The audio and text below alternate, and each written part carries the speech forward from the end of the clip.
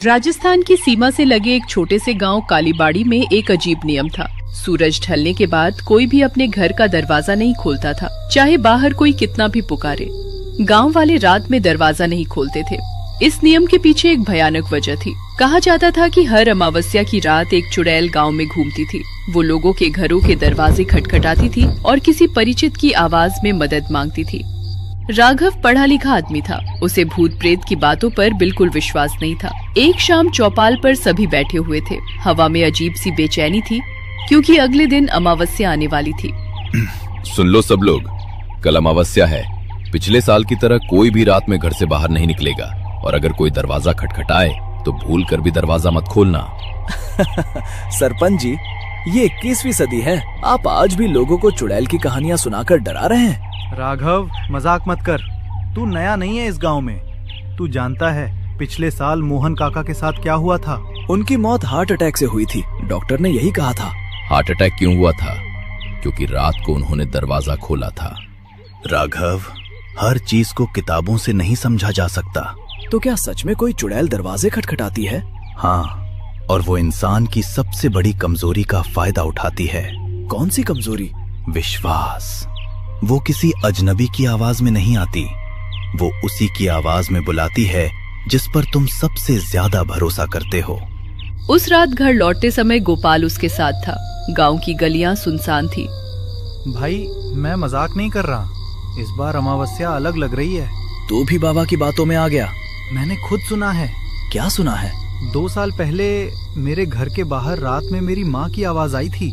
गोपाल का चेहरा पीला पड़ गया। अगले दिन अमावस्या थी। सुबह से ही गांव में अजीब सा माहौल था।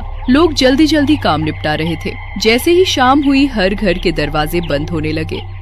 सड़कें खाली हो गई। रात के लगभग 10 बजे थे। बाहर गहरा अंधेरा था। आसमान में चांद तक नहीं था।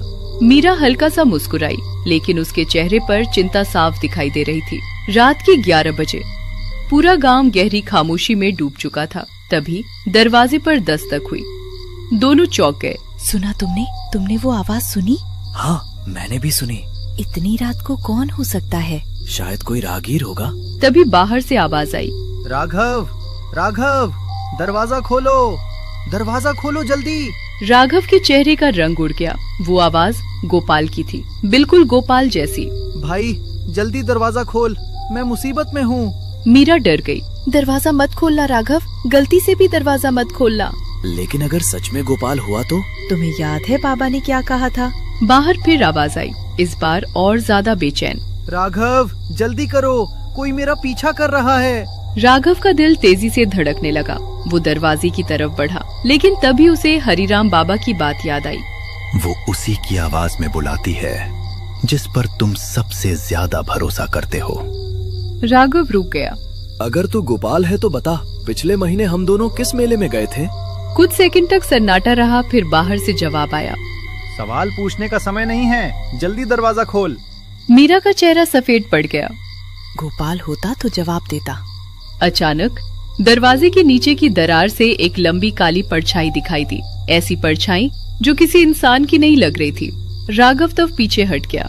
उसके माथे पर पसीना आ गया। फिर बाहर से आवाज आई, लेकिन इस बार वो गोपाल की आवाज नहीं थी, वो मीरा की आवाज थी। राघव और मीरा के पैरों तले जमीन खिसक गई, क्योंकि जिस आवाज ने अभी दरवाजा खटखटाया था वो मीरा की ही आवाज थी, और असली मीरा उसके ठीक सामने खड़ी थी। कमरे में सन्नाटा छा गया। बाहर से फिर वही आवाज आई, राघव, मुझे अंदर आने दो, बहुत ठंड लग रही है। भगवान के लिए दरवाजा मत खोलना। तभी अचानक दरवाजे पर जोरदार धमाका हुआ। पूरा घर कांप उठा। फिर दूसरा धमाका। ऐसा लग रहा था जैसे कोई असाधारण ताकत वाला जीव दरवाजा तोड़ने की कोशिश कर रहा हो। अगर ये सचमुच चुड़ैल है तो ये अंदर क्यों नहीं आ जाती? शायद उसे बुलावे की जरूरत होती हो। तभी बाहर से हंसी सुनाई दी। एक ऐसी हंसी जो किसी इंसान की नहीं हो सकती थी। धीरे धीरे वो हंसी कई आवाजों में बदलने लगी। कभी गोपाल, कभी धर्मपाल, कभी हरिराम बाबा और कभी मीरा। मानो बाहर खड़ी चीज पूरे गांव की आवाजें चुरा चुकी हो। करीब आधे घंटे तक वो आवाजें आती रहीं। फिर अचानक सब शांत हो गया।